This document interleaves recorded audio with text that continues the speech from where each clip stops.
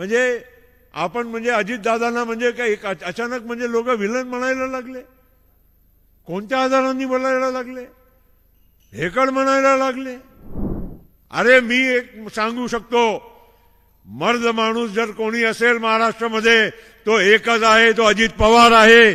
त्या मागे सगळ्यांनी उभा राहिलं पाहिजे.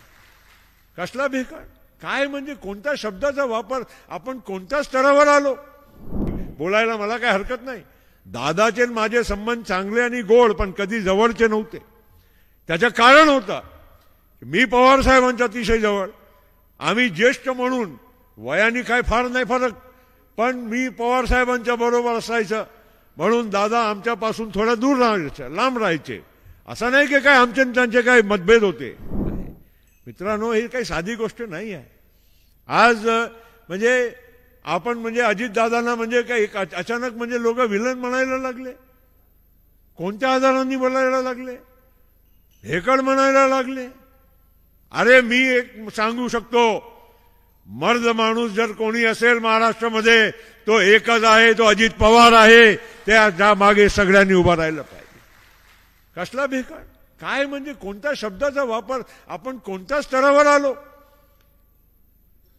म्हणजे अजित पवार हा जो व्यक्ती आहे, आणि मी उघड सांगतो, दादांनाही माहित आहे, आम्ही बोलायला मला काय हरकत नाही. दादाचे माझे संबंध चांगले आणि गोड, पण कधी जवळचे नव्हते. त्याचं कारण होतं मी पवार साहेबांच्या अतिशय जवळ, आम्ही ज्येष्ठ म्हणून वयाने काय फार नाही फरक, पण मी पवार साहेबांच्या बरोबर असायचं म्हणून दादा आमच्यापासून थोडं दूर राहायचे, लांब राहायचे. असं नाही की काय आमचे त्यांचे काय मतभेद होते, पण ठीक आहे, एक मर्यादा, एक रिस्पेक्ट म्हणा की जे काय असेल हे आमच्या.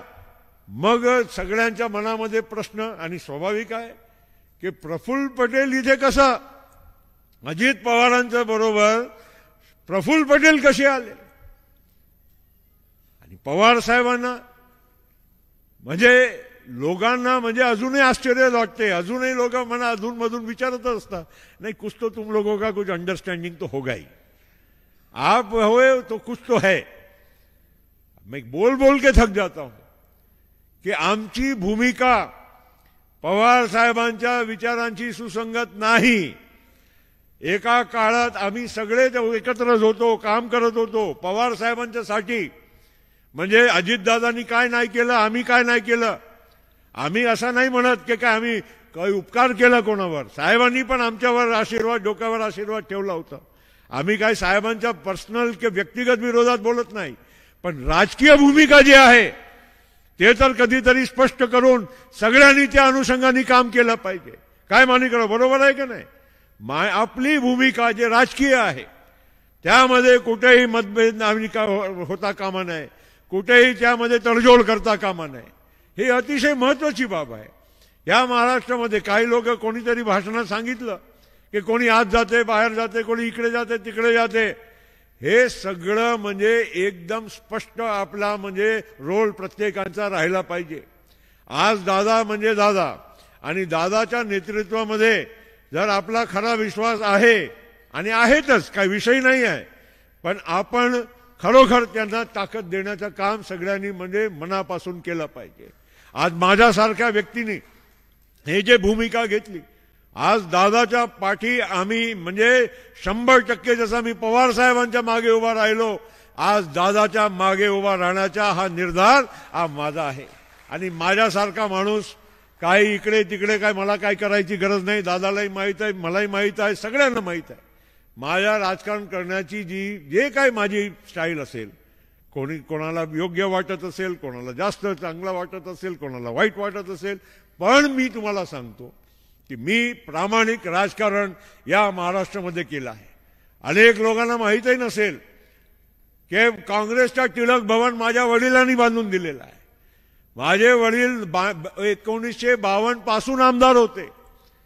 अनेक वेळा म्हणजे आम्ही गोंदियाच्या मी प्रफुल्ल पटेल, मी स्वतः गोंदिया नगरपालिकाच्या 7 वर्ष अध्यक्ष राहिलेलो आहोत. त्याच्यानंतर खासदार झालो. हे अनेकांना माहीत नसेल, पण मी हे का सांगतोय की आज जे काही आपण जे भूमिका सगळ्यांनी दादाच्या नेतृत्वामध्ये घेतलेली आहे, ही अतिशय महत्त्वाची आहे देशासाठी, राज्यासाठी आणि खास करून राष्ट्रवादी काँग्रेस पक्षाच्या भविष्यासाठी आहे. किती वेळा किती प्रसंग आहे मी तर सांगू इच्छित नाही. 2001 मी जे आतापर्यंत तुम्हाला थोडा संशय होता पण मी एक खुलासा जरूर करतो. 2004 मध्ये दादा, 2004 मध्ये, हे आता 24 मध्ये आपण आहोत, 23 म्हणजे संपत आली. 2004 मध्ये राष्ट्रवादी काँग्रेस पार्टी आपली जन्मात आलेली होती. 5 वर्ष आपण महाराष्ट्रामध्ये काँग्रेस बरोबर सत्तेमध्ये होतो. विलासरावजी मुख्यमंत्री होते आणि त्याच्यानंतर बहुतेक शिंदे साहेब बनते. त्यावेळी 16 करून 3 पक्षामध्ये आपण लोकसभाची निवडणूक लढायची आणि त्यावेळी भारतीय जनता पार्टी आणि शिवसेना बरोबर सरकारमध्ये जायचं.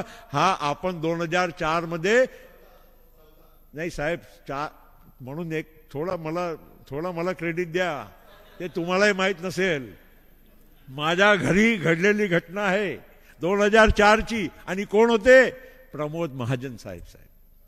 प्रमोद महाजन साहेब. म्हणून मी सांगतो 2004 मध्ये माझ्या घरी जिथे आपण बसतो आपल्या ड्रॉइंग रूम मध्ये दिल्लीमध्ये, तिथे आम्ही प्रमोद महाजन साहेबांच्या बरोबर चर्चा केली. कोणाच्या म्हणण्यावर केली?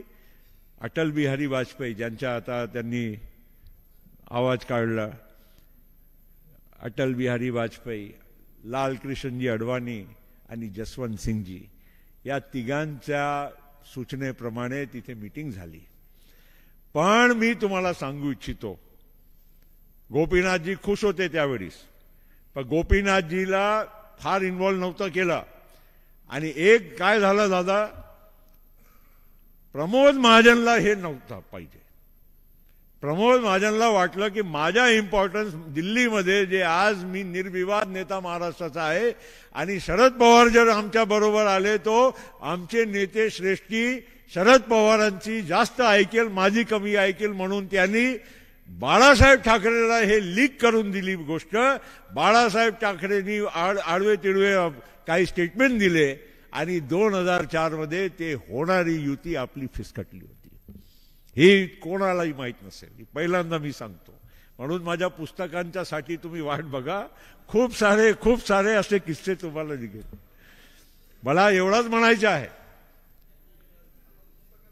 नाही पुस्तकातच वाचा, कारण हे किस्सा तुम्हाला मी म्हणून सांगतो दादा, की 2014ची तुम्ही जे म्हणता ते दुसऱ्यांदाचा प्रयत्न झाला, हे गडकरी साहेबांच्या बरोबर झाला, पण 2004च्या प्रमोद महाजनच्या बरोबर होता. एनिवे, माझा काय म्हणणं आहे, जे काय झालं ते झालं. साहेबांच्यासाठी आपण सगळे लोक खूप प्रेम करत होतो. त्यांच्याबद्दल आपण काही व्यक्तिगत बोलायचं कारणच नाही. पण राजकीय भूमिका सतत आपली बदलत गेली.